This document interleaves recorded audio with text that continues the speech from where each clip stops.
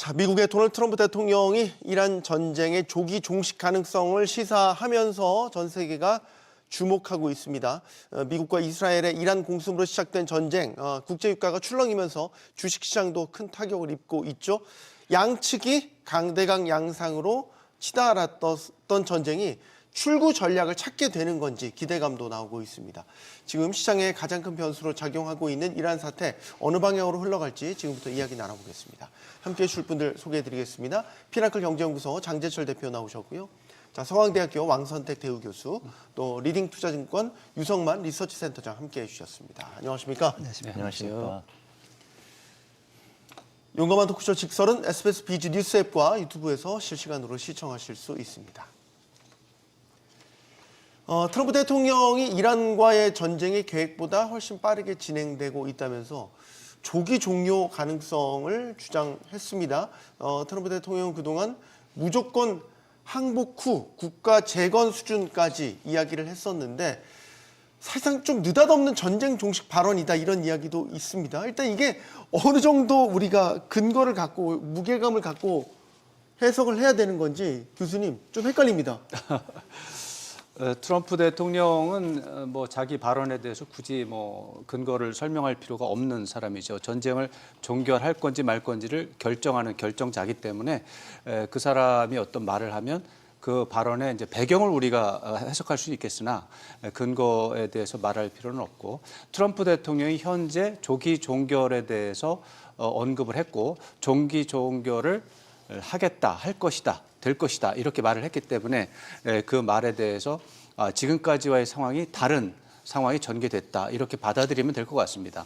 그러니까 어제 조금 오늘 아마 CBS 인터뷰까지 치면 오늘 새벽까지는 전쟁이 장기화될 가능성이 컸다라는 점에 우리가 무게를 두는 게 맞다면, 오늘 새벽 CBS 인터뷰 이후 또 기자회견 이후의 상황으로 보면 조기 종결 가능성이 훨씬 더 커졌다 이렇게 보는 것이 합리적일 것 같습니다. 그러니까 교수님 궁금한 게 조기 종식할 수 있다는 게 의지적인 부분을 담은 것인지, 정말로 지금 상황이 조기 종식을 향해서 정말로 한 발 한 발씩 가고 있는 것인지. 전쟁이 뭐 알 수 없는 모든 상황이 아니고 트럼프 대통령 입장에서는 자기 마음인 거죠. 자기가 결정하면 그날로 끝나는 것이고 자기가 결정하면 계속 되는 것입니다. 그런 사람이 바로 세상에 두 사람이 있는데, 하나가 트럼프, 하나가 모스타바 하메네이. 두 사람이 50%의 지분을 갖고 이란 사태를 해결할 것인가 말 것인가를 결정하는 사람이죠. 그중에 한 사람인 트럼프 대통령이 조기 종결에 대한 희망을 얘기한 것이다 이렇게 봐야 되고요. 그 이유, 이제 아까 말씀드린 것처럼 우리는 왜 저 사람이 갑자기 하루 사이 밤 사이 말을 바꿔서 장기전으로 할 것 같고 뭐 무조건 항복 이런 얘기하던 사람 왜 저러나 이렇게 해서 배경을 분석할 수는 있겠습니다만, 아마도 유가 충격이 전 세계적으로 확산이 되고 그것이 미국 주식시장에도 엄청난 파급 효과를 주고, 그것이 다시 국내 정치적으로 중간 선거 결과를 우려한 미국의 공화당 인사들이 트럼프 대통령에 대해서 적극적인 설득 작업을 했다 이렇게 해석을 할 수 있고요. JD 벤스를 비롯한 트럼프 대통령의 최측근 참모들은 전쟁이 장기화되는 시나리오는 받아들일 수 없다라고 하는 건의를 했다고 우리가 분석을 할 수 있습니다. 그것을 받아들인 거고요. 트럼프 대통령은 전쟁을 끝내는 거에 대해서는 사실 전혀 선호하지 않는 것으로 여전히 생각이 돼요. 기자회견 내용을 보면 70%는 조기 종결을 한다는 말이 있지만 30% 정도는 더 공격할 수 있다, 이런 메시지가 또 들어 있습니다. 그래서 초기에는 이게 과연 조기 종결 메시지냐 공격을 더하게 되는 메시지는 왔다 갔다 했지만 지금에 와서는 정리가 됐습니다. 조기 종결 쪽으로 트럼프 대통령이 상황을 이끌어가고 있다라고 해석하는 게 합리적입니다. 근데 외신을 통해서 이제 접하는 트럼프 대통령의 어떤 발언이나 이런 것들을 보면 조금 방향이 이제 왔다 갔다 한다는 느낌이, 이전에 했던 거는 전쟁 종료 시점을 사실 이스라엘과 공동으로 결정하겠다라고 이야기를 한 거잖아요. 그러면 이제 여기에서 우리의 전제는, 그럼 이 이야기 조기전 종료 가능성을 언급한 거는 이스라엘 네타냐후 총리와 이야기가 된 것인지, 아니면 그걸 이젠 또 배제하고 그냥 독자적으로 결정을 이렇게 한 것인지, 원래 이스라엘과 공동으로 이 전쟁을 일으켰기 때문에 그렇죠. 일종의 공동 운명체처럼 지금 생각되는 건 아닙니까? 트럼프 대통령이 네타냐후 총리하고 공동 운명체다라는 말을 들으면 기분이 굉장히 불쾌할 겁니다. 그럴까요? 본인 자신은 이제 황제처럼 생각이 되고 네. 네타냐후는 아마 그것보다 한 단계 낮은 사람으로 생각을 할 테니까 공동 운명체는 아닌 것 같고요. 트럼프 대통령은 이번 상황에서 분명히 네타냐후 총리의 의견을 많이 반영하는 것으로 생각이 됩니다. 다만 그렇지만 미국의 국내 정치 차원에서 J.D. 벤스 부통령이라든가 네. 공화당의 최고 수뇌부라든가 아니면 중간 선거를 걱정하는 공화당의 많은 정치 지도자들의 말을 무시할 수 없을 겁니다. 그런 차원에서 초기에는 네타냐후 총리의 말을 듣고 결정을 했는지 모르겠는데 이 지금에 와서는 더 이상 네타냐후 총리의 말만 듣고 전쟁을 계속할 수는 없다. 일단은 좀 브레이크를 걸 필요가 있다. 이렇게 판단한 것으로 해석할 수가 있겠습니다. 물론 네타냐후 총리는 지금도 아마도 전쟁을 계속하지 않으면 안 된다. 계속해야 된다라고 설득하고 있을 겁니다. 네. 그런 부분 때문에 트럼프 대통령의 새벽 기자회견을 보면 다소 여지가 남겨져 있지만 전체적으로 보면 조기 종결을 하지 않을 수 없는 상황을 인식했다고 판단할 수 있습니다. 하나만 더 네. 여쭤보고 싶은 거는 이란이 만약에 장기전으로 가겠다. 네. 라고 마음 먹고 버티기 모드로 간다면 쉽게 끝낼 수 있겠어요. 안 되죠. 그거는 제가 아까 말씀드린 것처럼 이란 사태를 종결할 것이냐 말 것이냐를 결정하는 사람이 두 사람입니다. 네. 하나가 트럼프, 하나가 모스타바 하메네이. 차기 지도자로 이제 이미 네. 제3대 최고 지도자로 들어왔습니다. 네. 이 두 사람이 결정을 했는데 트럼프 대통령은 조기 종결을 이미 이제 언급을 한 것이고요. 그러나 모스타파 하메네이가 어떤 결정을 할지는 지켜봐야 됩니다. 모스타파 하메네이는 이번 트럼프 대통령의 공격으로 자기 아버지, 부인, 뭐 어머니, 뭐 그것도 자기 누이의 남편 이 엄청난 일가족의 떼죽음을 당했기 때문에 네. 아마도 그런 것을 보면 감정적으로 복수에 불타지 않을까라는 추측을 할 수가 있습니다. 네. 이란이 다 부서져도 세계가 부서져도 복수를 하겠다 이런 마음을 가진다면 장기전에 대한 생각도 할 텐데 다만 지금 군사적으로 이란이 너무나 열세에 있습니다. 전쟁이 지속되면 지속될수록 트럼프 대통령은 도덕적으로 문제가 있을 수 있겠지만 군사적으로는 이란이 망하게 돼 있습니다. 그럴 때 모스타파 하메네이는 아마도 지금의 상황을 일단은 좀 넘어가서 뭐 몇 개월이든 몇 년 뒤에 다시 힘을 모아서 그때 복수를 하는 것을 생각할 수도 있습니다. 네. 그런 차원에서 모스타바 하메네이가 지금 숙고할 것으로 생각이 됩니다. 네. 과연 여기서 그냥 합의를 해서 종전을 할 것인지 아니면 그냥 다 부서져도 좋으니까 단 한 사람이라도 뭐 어떻게 뭐 트럼프 대통령에게 위해를 가할지 아마 모든 사람들이 앞으로 며칠 동안 2, 3일 동안 모스타바 하메네이의 반응을 지켜볼 것으로 생각합니다. 네. 장재철 대표님, 트럼프 대통령이 전쟁 곧 종식될 거다라고 이야기했으니까 이제 우리 금융시장의 전쟁 공포는 잦아들까요? 그랬으면 좋겠는데 제 생각으로는 그러지 않을 것 같은 생각이 좀 듭니다. 왜냐하면 네. 전쟁이 종식이 됐다고 해서 중동 호르무즈 해협에서의 긴장이 빨리 완화되겠느냐. 지금 우리가 전쟁을 이렇게 우려하는 이유는 바로 유가 때문에 그런 거잖아요. 네. 근데 이 유가 이슈가 지금 우리가 다 예상하는 것이 호르무즈 해협이 봉쇄가 되면서 산출량을 줄이게 되는 과정으로 가잖아요. 네. 그래서 이게 빨리 해결이 안 될 때는 모든 전문가들이 예상을 할 때 이게 유가가 뭐 지금 100달러 올라갔다가 80달러로 내려왔지만 제가 볼 때는 이게 길어지면 다시 또 100달러 이상으로 넘어갈 수 있는 그런 상황이 될 것 같아요. 그리고 앞에서 교수님 얘기하셨듯이 새로운 이란의 지도자가 미국이 전쟁을 끝난다고 해도 과연 자기네들이 전쟁을 끝내거나 아니면 긴장을 바로 없앨 것이냐 그러지 않을 것 같고요. 특히 이스라엘 같은 경우에는 이번 전쟁을 이렇게 시도한 이유가 자기네들이 생각할 때는 이란이 가장 지금 체제가 약하다고 생각을 했던 상황이고 이번에 정권을 바꾼다는 계획을 가지고 있었잖아요. 그래서 트럼프 대통령이 좀 한 발 물러난다고 하더라도 아마 이스라엘을 설득해서 긴장을 완화시키기까지 좀 어렵지 않느냐. 저는 개인적으로 이런 생각을 해서 긴장은 계속 지속이 될 것이다. 그리고 유가는 지금 100불까지 올라갔다가 80달러로 내려와서 안심은 하지만 네. 사실 앞에서도 이제 말씀하셨지만은 80달러도 굉장히 부담스러운 수준이거든요. 네. 왜냐하면 올해 평균 유가 전망을 60달러 초반대에서 해놓고 경제 전망을 했는데 그거 대비 지금 뭐 그 30% 정도 이상 올라온 거잖아요. 여기서 추가적으로 또 100달러 수준까지 올라간다고 하면 굉장히 부담스러운 수준이다. 그래서 계속 우리가 이 상황을 지켜봐야 되는 그런 때라고 봅니다. 네. 유성만 센터장님, 예. 지난주부터 해서 사실 전쟁 공포로 인해서 시장이 뭐 천당과 지옥을 왔다 갔다 뭐 예. 극심한 변동성 장세를 보였지 않습니까? 예. 그러니까 이제 트럼프 대통령이 전쟁이 곧 끝날 것 같다라는 발언을 했으니까 예. 이 극심한 이 변동성의 공포에서 좀 벗어날 수 있을까?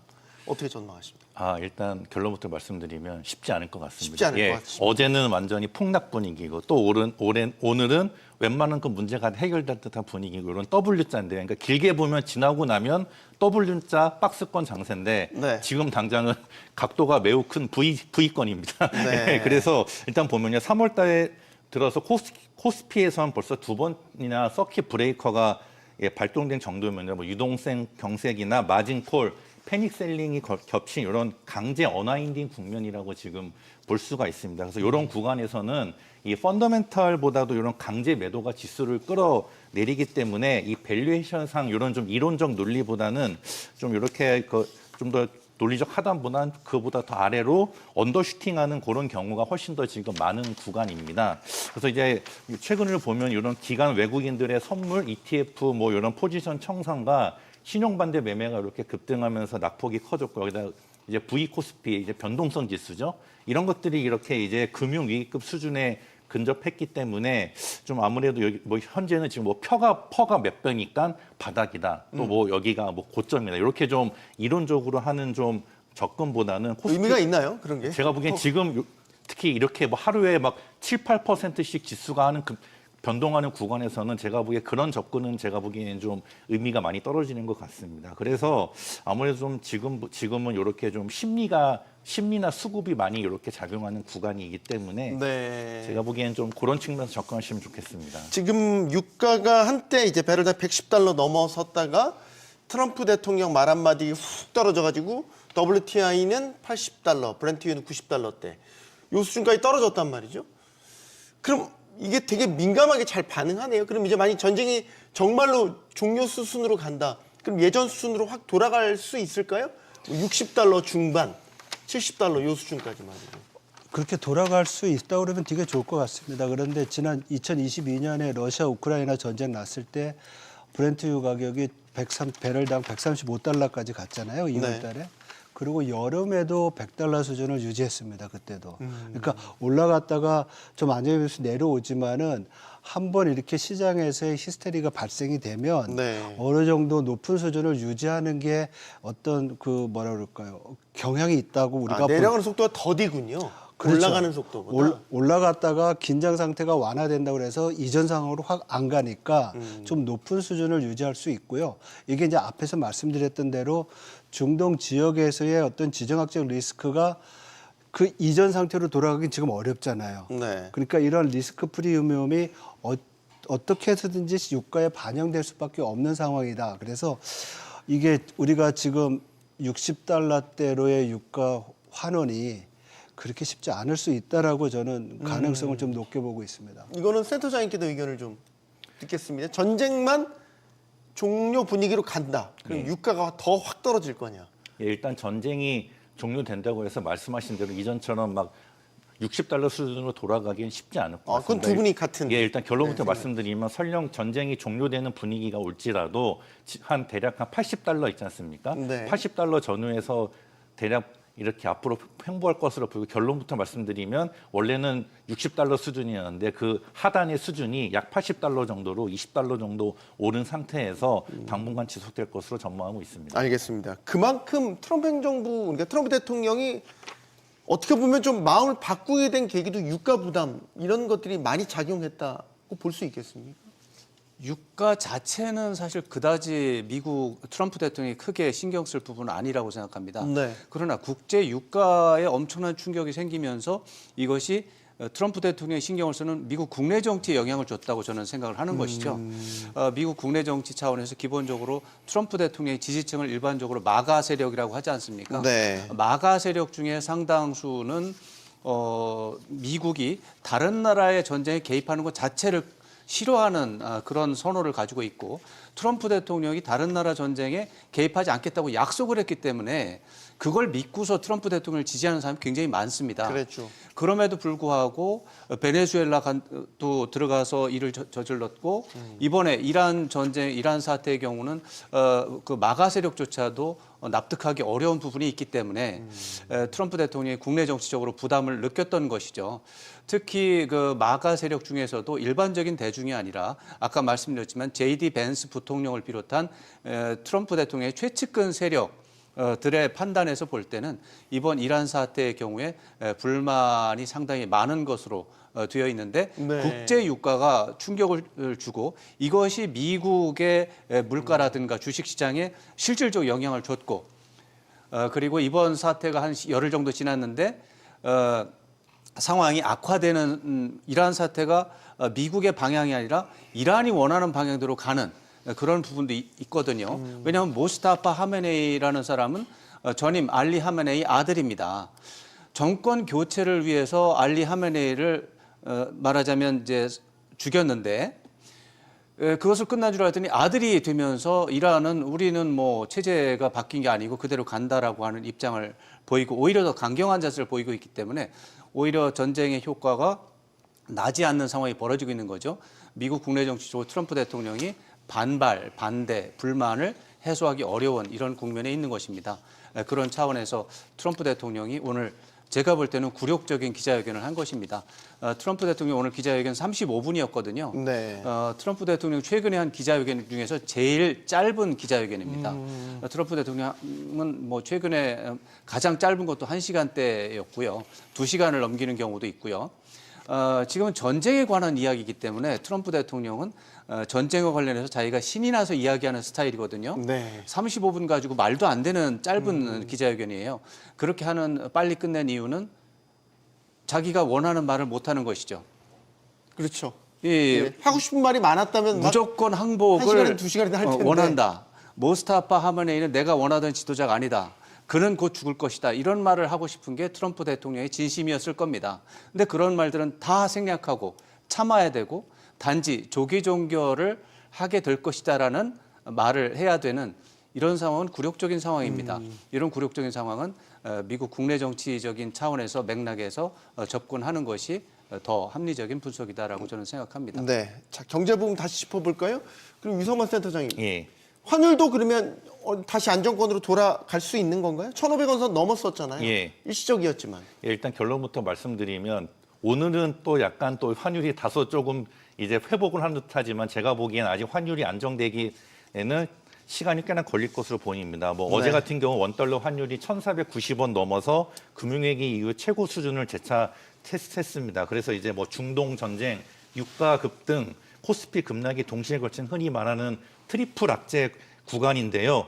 이런 구간에서는 외국인 주식 매도, 채권 매도, 위험 회피성 달러 수요까지 겹치면서 원화를 비롯한 신흥국 통화에 대한 아무래도 매도세가 일단 있는 구간입니다. 그렇기 때문에 또 언제든지 그 대외 악재가 재발할 경우 원달러 환율이 1,500원 위로의 스파이크는 분명히 가능한 시나리오로 봐야 됩니다. 단 원달러 환율 1,500원 이상은 역사적으로 봐도 정책이나 당국의 강력한 이런 커뮤니케이션, 뭐 구두 개입이나 스무팅 오퍼레이션이 있었거든요. 그렇기 때문에 우리나라의 이런 대외 건전성 등을 고려해 봤을 때는 1,500원은 일시적으로 넘어갈 수는 있지만 언제든지 당국의 적극적 개입이나 이런 것 때문에 1,500원 밑으로 와서 대략 한 정상화되면 1,400원, 한 50원 중반대로 다시 회복할 것으로 보입니다. 이번에 전쟁 기간 지난주 한참 격전이었을 때 네. 주요국 통화 대비 이제 달러랑 비교를 해봤을 때 우리가 조금 더 같이 저랑은 좀 더 컸더라고요. 네, 변동성이 컸죠. 우린 늘 그러네요. 이런 식의. 아마도 한국이 그 원유의 대의존도가 높은 상황이니까 70% 이상 되잖아요. 그러니까 중동의 의존도가 일본은 90% 이상입니다. 그렇지만 우리보다 변동성이 작은 이유가 일본 엔화는 기축통화니까 그런 데서 좀 혜택을 보고 있고요. 아무래도 유가가 올라가면 무역 수지나 경상 수지가 줄게 되고 그렇게 되면 국내로 들어오는 달러가 상대적으로 또 축소가 되고 그러면 달러가 희귀해지니까 또 달러가 강해질 수밖에 없는 거죠. 네. 근데 이제 문제는 우리가 달러당 원화 환율 1,500원에 대한 이제 걱정을 많이 하고 있는데 사실 이게 걱정할 이슈인가라고 다시 한번 생각해 봐야 될 것 같아요. 왜냐하면 네. 우리가 계속 이 달러 원 환율에 대한 논의를 할 때 이게 구조적으로 변했다는 얘기를 많이 하잖아요. 과거에는 우리 뭐 기관도 그렇고 개인도 그렇고 해외 투자가 적을 때는 문제가 안 됐었는데 기조적으로 돈이 많이 이제 달러나 외화가 외국으로 반출되는 상황 내에서 달러 원 환율을 과거에 그렇지 않았을 때 달러당 뭐 1,200원, 1,300원대와 지금 1,400원대를 비교하는 건 맞지 않는다고 생각을 하고 있고요. 그리고 지금 1,450원에서 1,500원으로 넘어가는 거는 우리 지금 시장의 변동성, 주식시장 변동성에 비해서 보면은 너무 작은 거예요. 그래서 제가 볼 때는 유가와 환율로만 본다고 하면 유가가 배럴당 80에서 100달러 수준일 경우에는 1,480원 정도 수준에서 움직일 수가 있고요. 네. 이게 다시 100달러 이상으로 넘어갈 때는 1,500원을 넘길 수 있는 시장의 변동성을 감안하면 그렇게 움직일 수 있고요.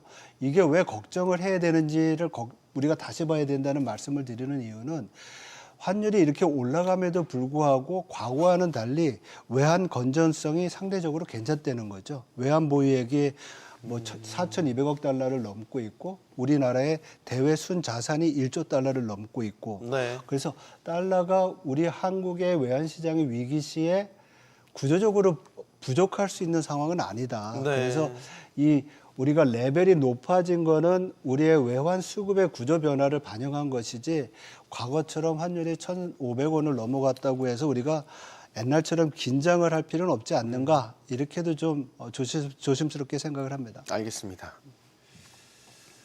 자, 이란 정권은 트럼프 대통령의 공개 반대에도 지난 공습으로 숨진 하메네이의 차남 모즈타바 하메네이를 최고 지도자로 선출했다 공식 발표했습니다.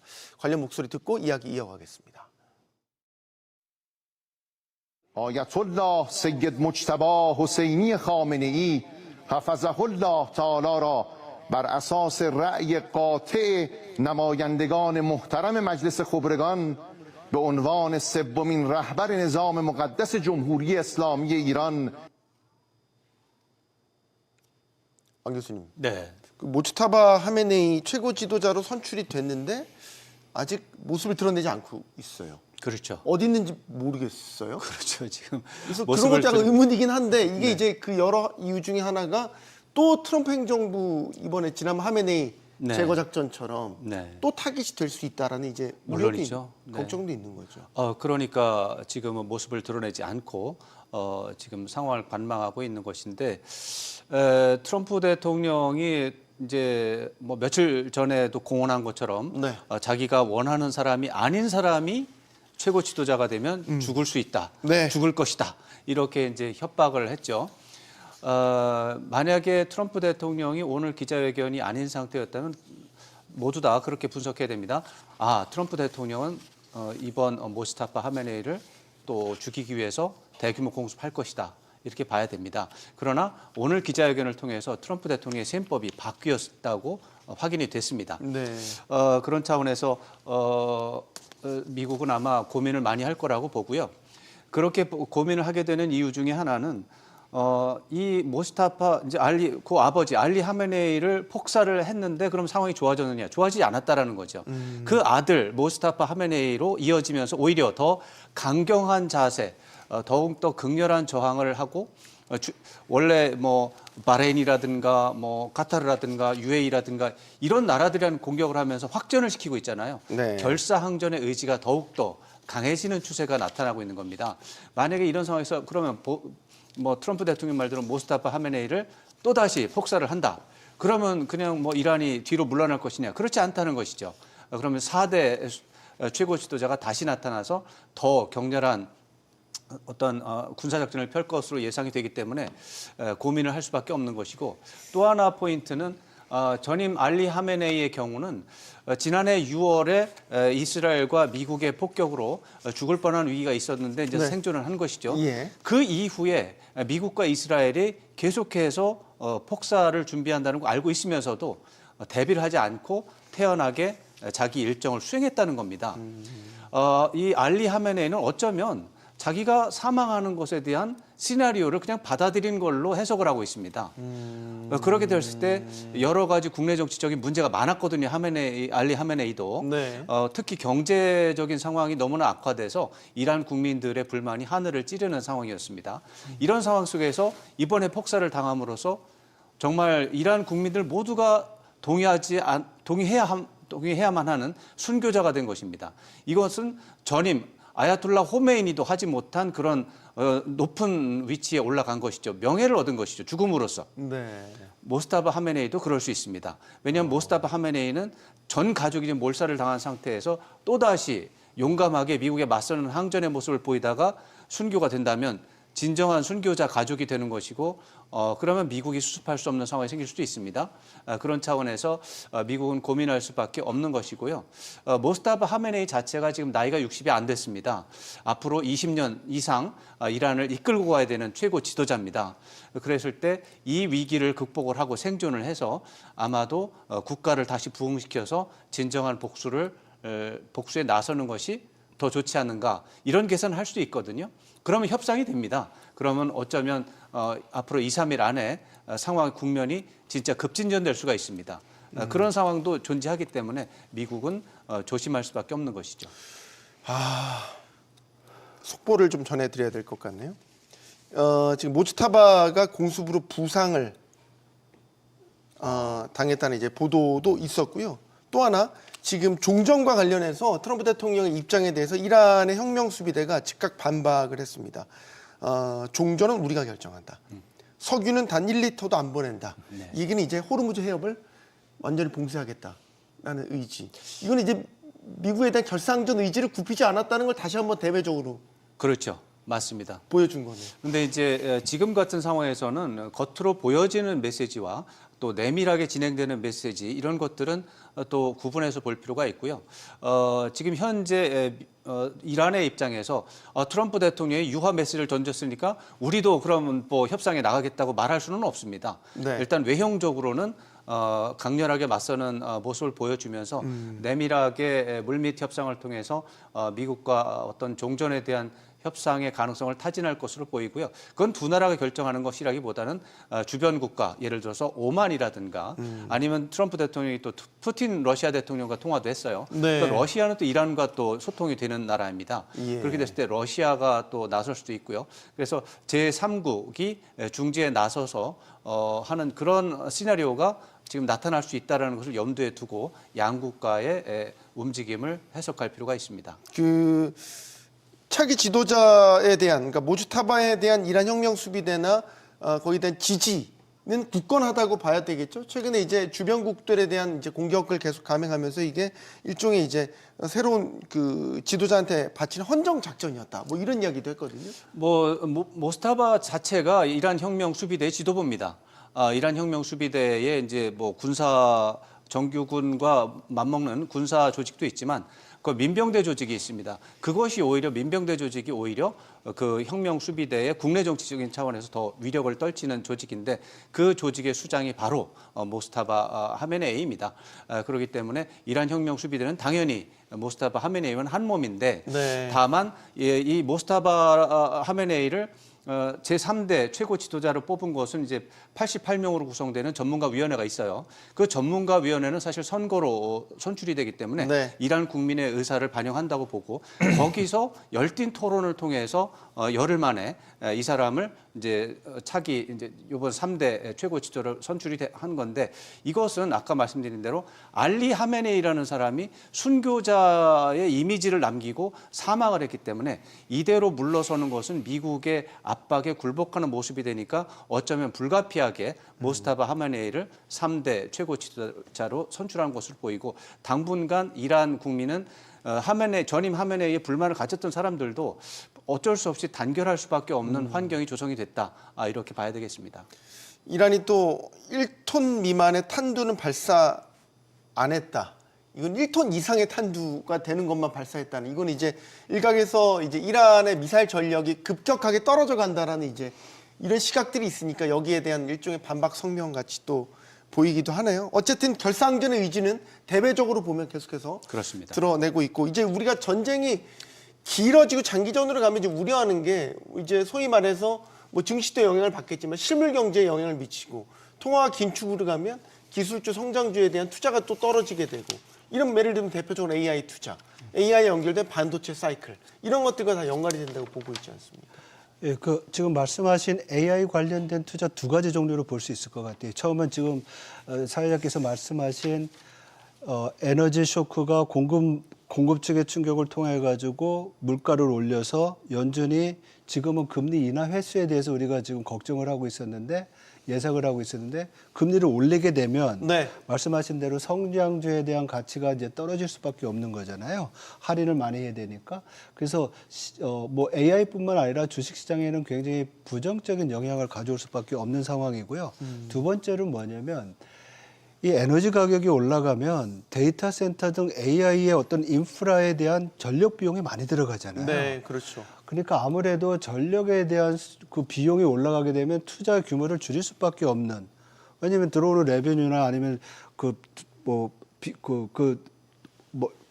펀드 풀이 있는데, 이거에서 전력 비용을 많이 쓰게 되면 투자 여부는 줄 수밖에 없잖아요. 네. 그래서 이러한 두 가지 채널을 통해서 AI 관련된 충격이 갈 수 있을 것 같아요. 그런 부분이 이제 걱정이 되는 거고, 더 중요한 것은 우리가 AI뿐만 아니라 전자산업이라든지 글로벌 경제를 놓고 본다고 했을 때, 유가 상승으로 인해서 인플레이션이 발생을 하면 전 세계의 가구들의 구매력이 떨어지잖아요. 네. 그러다 보면 소위 말해서 전자제품, 우리 한국 같은 경우에는 이제 반도체가 들어가는 전자제품에 대한 수요가 줄 수 있어서 글로벌 수요가 줄게 되면서 기업들의 실적이 다 나빠지는, 그래서 이런 부정적인 영향까지도 감안한다고 그러면 이게 AI뿐만 아니라 시장 전체에 영향을 줄 수 있는 충분한 기제가 될 수 있다, 이렇게 볼 수 있습니다. AI 투자 수요가 둔화된다라는 거는 이제 우리한테 걱정스러운 건 이게 반도체 예. 사이클에 대한 이상 신호로 우리가 볼 수 있기 때문이죠. 맞습니다. 예, 그래서 일단 우리나라 그 대표적인 경우 삼성전자, SK 하이닉스 않습니까? 네. 그래서 말씀하신 대로 전쟁이나 고유가 때문에 AI 수요가 일단 줄어들게 되면은 일단 문제가 뭐냐? 일단 첫 번째 글로벌 IT 투자 계획이 일단 일부 연기가 됩니다. 뭐 이번 전쟁난 중에 아랍에미레이트 있지 않습니까? 이런 데는 뭐 이제 중동에 뭐 데이터 센터 허브, 뭐 AI 허브 이런 걸 하겠다고 해서 앞으로 중동 지역에서 데이터 센터 AI 수요가 늘어나니 당연 반도체 칩 수요가 늘었겠네 했는데, 이번 전쟁을 보면은 이런 식으로 되면 과연 아랍에미리트나 뭐 사우디아라비아 이런데 AI나 데이터 센터를 지어도 네. 안전할까? 예, 이런 이제 근본적 의문이 들게 됩니다. 그게 있고, 두 번째 또 이제 주식시장 위험 회피로 인한 주가 변동성 확대 역시나 피하기 어렵거든요. 하여튼 네. 이런 상황에서 봤을 때 이런 전쟁으로 인한 AI 수요 둔화나 소비 여력 감소에 의한 이런 그 전자제품 및 IT, 뭐 반도체 수요 둔화는 분명 부정적인 이슈인 것은 맞습니다. 네. 보도를 또 하나만 전해드리면 이거는 짚고 가야 될 것 같아서요. 이란이 미국과 이스라엘 외교관을 쫓아내는 국가들을 향해서는 호르무즈 해협 통과를 허용하겠답니다. 그러니까 호르무즈 해협 유조선 지나가게 하고 싶은 국가는 미국과 이스라엘 외교관을 이제 방출해라, 추방해라. 네. 되게 이제 뭐 감정적인 다소 이제 이런 느낌도 들고. 감정적이라기보다는 이란은 군사적으로 미국이나 이스라엘의 압도적인 군사력에 의해서 지금 괴멸적인 피해를 입고 있는 상황입니다. 네. 생존을 위해서 무엇이든 다 해야만 하는 상황이고요. 그렇기 때문에 UAE라든가 바레인이라든가 카타르라든가 주변 중동 국가에 대한 공격을 하지 않을 수 없는 그런 굉장히 취약한 입장에 있고요. 지금 트럼프 대통령의 메시지를 이제 이란에서도 굉장히 정밀하게 분석을 할 텐데, 아마 협상이 가능할 수도 있다고 판단하면서 협상을 하게 될 때 더 좋은 조건으로 협상을 하기 위한 그런 시도가 필요하다라는 판단을 한 것 같습니다. 네. 역시 그건 미국도 마찬가지입니다. 트럼프 대통령이 오늘 조기 종결에 대한 입장을 말은 했지만 네. 필요하다면 더 추가 공격이 있을 수 있다고 분명히 얘기를 했고요. 그런 것들은 앞으로 있을 수 있는 협상에서 좋은 조건으로 합의를 봐야 되겠다라고 하는 자연스러운 그런 계산의 발로라고 봐야 됩니다. 그런 차원에서 뭐 이란, 미국이나 이스라엘 외교관 추방하면은 뭐 이렇게 하겠다라고 하는 건 전 세계적으로 지금 이란 사태와 관련해서 모든 나라를 피곤하게 만들어서 미국에 대해서 전쟁을 끝내라고 압박하라라고 하는 그런 심리전의 일환으로 봐야 되겠습니다. 네. 자, 우리 입장에서는 전쟁이 길어지면 이제 유가에 대한 노출도 위험도가 높아지기 때문에 뭐 물가도 걱정이지만 성장률에도 치명타가 될 수 있다. 올해 한국은행 물가 목표치 2%로 잡으면서 딱 잠재 성장률 수준으로 이제 회복될 거다라는 원년이었는데 변수가 터졌어요. 그렇죠. 지금 한국은행이 올해 성장률 지난번에 약간 소폭 상향 조정하면서 2.0% 성장 예상했고 소비자 물가 상승률은 2.2% 전망을 했죠. 네. 근데 여기에 기초가 되는 유가가 64달러였어요, 배럴당. 이게 지금 뭐 80달러 수준으로 왔고 앞에서 말씀드린 대로 만약에 100달러 수준까지 올라간다고 하면 성장률이 보통 0.8%포인트 떨어질 거로 보여요. 유가가 지금 64달러에서 100달러로 올라간다고 하면 성장률은 0.8%포인트 내려오고 인플레이션은 1.1%포인트 올라갑니다. 그러면 성장률이 1.2%, 소비자 물가 상승률은 3.3%. 어휴. 근데 굉장히- 만약에 130달러가 되면 성장률 0.5% 되고요. 그리고 소비자 물가 상승률은 4.2% 됩니다. 그러니까 우리나라 성장률이 지금 수준에서 올해 평균이 0.5%가 된다고 그러면 전기 대비 성장률이 마이너스로 가야 되는 상황이 그러네요. 되죠. 그리고 물가 상승률은 2.2%에서 4.2%까지 올라간다고 보니까 스태그플레이션이 발생하는 거죠. 이게 단순히 이제 경제 모델에 의해서 추정된 겁니다. 그래서 제일 중요한 것은 연평균 물가 상승률이 130달러라면은 엄청 높은 거잖아요. 그렇죠. 그러니까 이게 호르무즈 해협이 지금 이란이 얘기하는 대로 일부만 한다든지 어쨌든 간에 이 기간이 한 달 이상 지속이 된다고 그러면 많은 전망기관들이 그 기간 동안에 배럴당 유가는 130달러 정도 올라갈 수 있다고 보고 있거든요. 네. 그래서 이 기간이 오래된다고 하면 지금 말씀드렸던 성장률 둔화와 물가의 추가적인 상승, 그래서 스태그플레이션의 현상들이 일정 시간 나타날 가능성이 있다는 점을 염두에 둬야 될 것 같습니다. 네. 자, 제가 자꾸 전해드려 죄송한데 국방부가 또 다른 미 국방부는 또 다른 이야기를 싸움은 이제 막 시작했다. 그래서 전쟁 목표나 종료 시점이 여전히 불투명하다라는. 그러니까 제가 여쭤보고 싶은 미국 정부 내에서도 부처마다 좀 국무부 다르고 국방부 다르고 보좌진들 다르고 부통령과 대통령의 생각이 또 약간씩 다른. 약간의 일종 미 정부 내에서도 헤게모니 싸움 같은 게 있는. 헤게모니 싸움은 아니에요? 없습니다. 헤게모니 싸움은 없고. 근데 왜 국방부가 이런 입장을 내죠? 지금 이제 트럼프 대통령의 기자회견을 제가 말씀드릴 때 두 가지 메시지가 있었다고 말씀드렸잖아요. 네. 하나는 조기 종결에 대한 입장을 말하는 것이고 또 하나는 필요하다면 추가 공격을 계속하겠다라고 하는 강경 메시지가 들어 있어요. 7대3 정도를 비율로 되어 있습니다. 그리고 강경한 메시지 자체는 사실 큰 의미가 없는 말이었습니다. 왜냐하면 그것은 기존에 하던 말하고 동일했기 때문에요. 그러니까 오늘 기자회견에 트럼프 대통령 기자회견의 메시지는 조기 종결로 해석이 된 겁니다. 시장에서. 그러나 이것은 미국 정부의 입장에서 볼 때는 트럼프 대통령의 유화 메시지가 너무 강하게 나갔다고 본 것입니다. 그렇기 네. 때문에 다시 강경 메시지를 넣어서 중화를 시켜서 협상 국면이 왔을 때 유리한 상황에서 협상을 이끌어 나가고 무엇보다도 이란에 대해서 뭔가 이렇게 숨통을 열어주는 그런 행보는 좋지 않다고 본 겁니다. 네. 그러니까 굉장히 미국은 두 가지 목표. 이란에 대해서는 계속 공격을 한다는 메시지를 주면서도 시장, 세계 유가 시장 충격은 완화시켜야 되는 모순적인 목표를 달성하다 보니 기자회견에서 너무 과도하게 유화 메시지 갔다니 그러니까 지금 이제 반동을 넣어서 균형을 맞추려고 하는 것인데요. 제가 볼 때는 기본적으로 유가 충격에 대해서 미국 국내 정치적인 반발이 심했고 트럼프 대통령이 그걸 받아들여서 했는데 메시지에서 약간의 혼선이 있지만 기본적으로는 조기 종결적으로 해석하는 게 큰 줄기에서는 맞는다 이렇게 봐야 되겠습니다. 월스트리트저널은 또 트럼프 대통령 일부 보좌관들은 정치적 역풍을 부를 수 있다라고 우려하면서 트럼프 대통령에게 전쟁 출구 전략을 촉구하고 있다. 이런 보도도 나왔습니다. 그리고 또 트럼프 대통령이 얘기한 게 쿠바를 또 얼마 전에 언급을 했어요. 네, 그러니까 다음 타깃은 그럼 쿠바냐? 네, 그거 어디까지 이거를 전장을 넓힐 생각인 거냐? 이게 되게 갖가지 해석들이 나왔습니다. 하고 연결이 되어 있는 얘기입니다. 네. 트럼프 대통령의 최측근 참모들은 마가 성향이 많습니다. 네. 마가 성향을 가진 미국의 유권자들은 미국이 다른 나라의 일에 개입하지 말아라. 뭐 이란에서 뭐 그런 독재를 하든 말든 왜 신경을 쓰냐? 이스라엘이 알아서 하라 이런 식의 이제 입장을 가지고 있는데 이번에 그렇게 됐고요. 네. 그래서 내부적인 반발이 있는데 거기서 예외가 있습니다. 서반구만큼은 확실하게 헤게모니를 장악을 해야 된다는 겁니다. 서반구는 북미, 중미, 남미, 아메리카 대륙을 북쪽, 남쪽 다 합치는 말이 서반구라는 말이거든요. 네.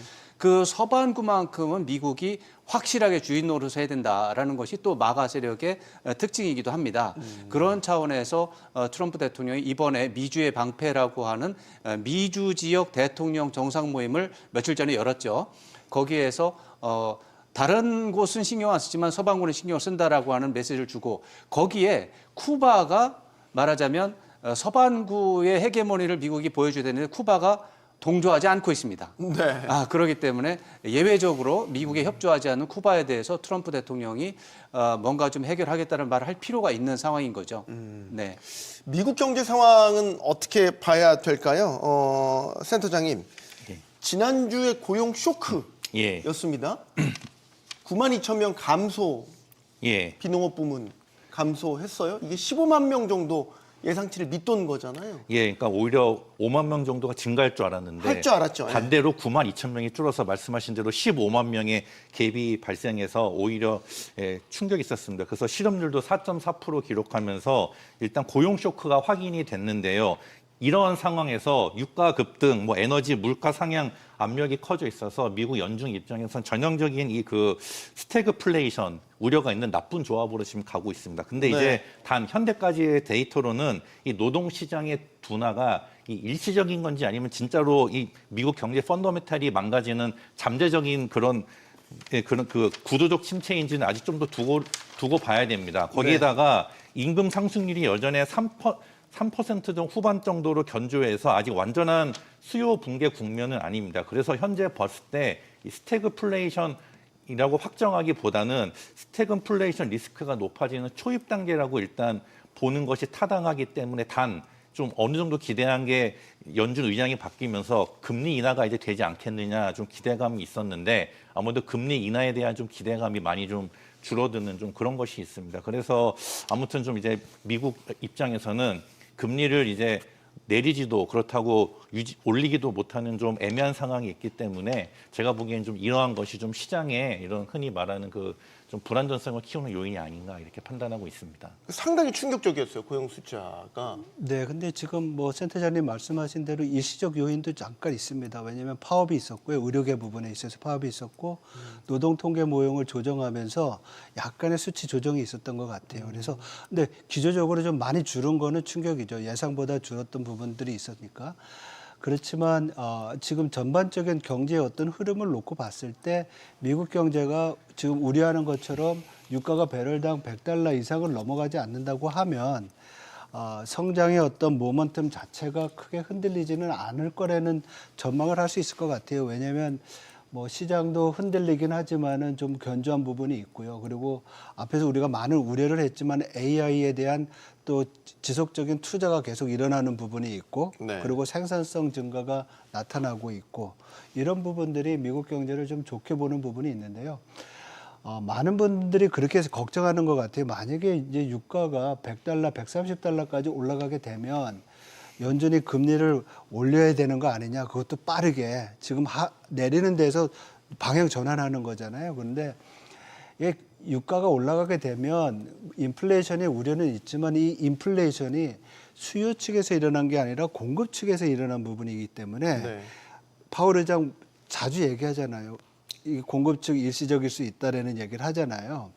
그래서 일시적인 어떤 공급축 측면에서의 인플레이션보다는 연준이 우려하는 것은 그래서 경기가 둔화되는 걸 더 우려하는 거거든요. 지금 우리가 실업률이 4.4에서 4.3에서 4.4로 올라왔다고 걱정하는데 이게 만약에 5%로 올라가게 되면 그러면 연준은 이 금리를 정책 금리를 내려야 되는 상황이 될 수도 있습니다. 그래서 우리가 지금 금리 올리는 거에 대한 상황은 경기가 잘 유지가 되면서 인플레이션의 압력이 가속화될 때이고요. 지금 우려하는 것처럼 스태그플레이션이 급속도로 진행이 되면서 실업 상황이 악화되면 금리 인하도 또 걱정을 해야 되는, 그래서 좀 굉장히 불투명하고 혼란스러운 상황이다, 이렇게 볼 수 있을 것 같습니다. 우리가 그래서 지금 월가에서 논쟁거리가 이제 1970년대식 스태그플레이션이 반복될 거냐. 그렇죠. 그때 보면 이제 1차 오일 쇼크, 2차 오일 쇼크 있으면서 그때 연준의 대응은 일단은 금리를 두 자릿수로 올렸잖아요. 올렸죠. 예. 그때 그러면 유동성이 지금도 똑같이 만약 판박이처럼 유가가 지금 그때도 공급 측면에서의 마비니까 그러면 연준의 대응이 인플레이션을 막기 위해서 금리를 급격하게 올릴 수도 있는 것 아닙니까? 그러니까 이게 지속성의 어떤 유가 상승의 지속성에 대한 이슈도 거론을 우리가 좀 고함을 해야 될 것 같고요. 그렇지만 이 수요 측에서 일어나는 인플레이션 압력이 아니라 공급 측이라고 하면 이게 시간이 지나면은 줄어들 수 있는 거거든요. 그렇지만 경기 침체가 지속이 되면서 경제의 펀더멘탈을 나쁘게 할 경우에는 인플레이션이 안정된 다음에도 경기 회복이 어렵기 때문에 이럴 경우에는 금리 인하나 아니면 완화적 통화 정책 기조를 유지해야 될 필요가 있다고 생각을 합니다. 알겠습니다. 자, 지금 이란 전쟁에 대해서는 미국 내 여론도 부정적 여론이 큽니다. 싸늘하다라는 거죠. 지금 물론 음모론에 가깝기는 한데 이렇게 부정적 여론이 큰 가운데서도 트럼프 대통령은 왜 전쟁을 밀고 나갈까? 음모론에 가깝긴 하지만 11월 중간 선거를 이 전쟁이라는 위기를 빌미로 해서 연기하려는 것 아니냐? 네. 이제 뭐 이런 식의 관측도 있더라고요. 네, 뭐 미국의 로버트 단턴 교수라는 분이 이제 그런 말씀을 하시고. 아 근데 한편으로 생각하면 트럼프 대통령이니까 그렇게 할 것도 같기도 하고요. 네, 이제 그런데 그건 가능성이 매우 희박한 시나리오라고 일단 희박한 수준입니까? 매우 희박하고 사실상은 뭐 불가능한 시나리오입니다. 단턴 교수님, 우선 말씀드릴 게 단턴 교수님은 이제 미국의 정치 제도나 선거 제도를 연구하는 정치학자는 아니시고요. 유럽의 역사를 전공하신 이제 역사학자십니다. 네. 그분이 학문적으로 굉장히 높은 하버드 대학 교수님이시고 굉장히 높은 존경을 받고 있지만 선거 제도에 대해서는 또 약간 또 다른 부분이 있고요. 또 하나는 미국이 이제 중간 선거를 이제 트럼프 대통령이 연기한다라는 건 미국 역사상 한 번도 없었고, 그게 그렇게 되려면 연방 법률을 개정을 해야 되는 문제가 있고요. 또 심지어 헌법도 개정을 해야만 됩니다. 헌법을 개정하지 않으면 중간 선거를 연기하는 것 자체가 무의미해지고 미국 국가 자체가 국가 기능이 마비될 수 있습니다. 왜냐하면 지금의 중간 선거를 11월에 하게 돼 있는데 네. 만약에 중간 선거를 연기해서 뭐 내년 3월쯤 한다라고 치면 내년 1월 3일이 되는 순간 미국에는 하원 국회의원이 없어지게 됩니다. 그것은 헌법에 규정이 돼 있어요. 입법 기능이 마비되겠군요. 예, 1월 3일 낮 12시까지만 임기입니다. 그게 이제 중간 선거 연기되니까 임기가 연기되는 게 아니고 지금 국회의원들은 그대로 끝입니다. 그러면 미국의 하원 의원이 존재하지 않는 상황이 벌어지는 거죠. 그러니까 헌법도 수정해야 됩니다. 근데 미국에서 헌법 수정하는 것은 지금으로 봐서는 거의 현실적으로 불가능하다라고 지금 이제 판단할 수 있고요. 그렇기 때문에 그래도 뭐 헌법이든 뭐 트럼프 대통령이 비상사태 선언하고 그냥 하면 되는 거 아니야? 미국에는 지금의 상황보다 더 엄청난 사건들이 많이 있었습니다. 1960년대에 이제 남북 전쟁도 있었고, 네. 제1차 세계대전도 있었고, 제2차 세계대전도 있었고, 그랬을 때마다 다 선거가 있었습니다. 그 중간중간에. 그때마다 미국인들은 전부 다 토의를 했습니다. 선거를 계속 해야 되느냐, 아니면은 연기를 할 것이냐. 모든 논의의 결론은 선거를 해야 된답니다. 그리고 그런 전통이라 그게 다 법으로 법제화되어 있고요. 네. 그런 관행이 서 있고요. 그런 상태에서 트럼프 대통령이 비상사태를 선언하지, 그러니까 중간 선거를 연기를 할 수 있지. 이것은 모든 절차에서 안 되는. 그러니까 형식적으로 가능하지만 지금 말씀드린 대로 제도적인 운영을 봤을 땐 사실상 불가능하다 이렇게 말씀드리겠습니다. 가능성이 거의 희박한 이런 시나리오가 나온다는 것 자체가 트럼프 대통령의 정치적 입지가 지금 많이 축소돼 있구나는 거를 보여주는 거기도 한 것 같아요. 뭐 그럴 수도 있죠. 트럼프 대통령이 예전에 자기가 루즈벨트 대통령처럼 사선을 하면 어떨지 사람들은 다 그걸 원하는 것 같은데 이런 식으로 얘기하는데 농담식으로 막 농담식으로 얘기한 거죠. 넘나들었죠. 그런데 미국의 연방 헌법이라든가 또 선거 관련 법률, 연방 법률 그리고 미국의 관행 또 미국의 어떤 민주주의에 대한 성숙도 이런 거 고려할 때 그것은 가능한 시나리오가 아닙니다. 알겠습니다. 트럼프 대통령은 전쟁이 끝나간다는 말도 했지만 또 같은 날 다른 장소에서는 아직까지 충분히 못 이겼다. 이런 식의 이제 정반대 뉘앙스의 발언도 했습니다. 시장은 그래서 오르락 내리락 갈피를 잡지 못하고 있고요. 계속해서 큰 변동 속에 휩싸이는 것도 불가피해 보입니다. 토론 마치겠습니다. 여기는 모든 경제가 보이는 SBS 비즈입니다. 시청해주신 여러분 고맙습니다.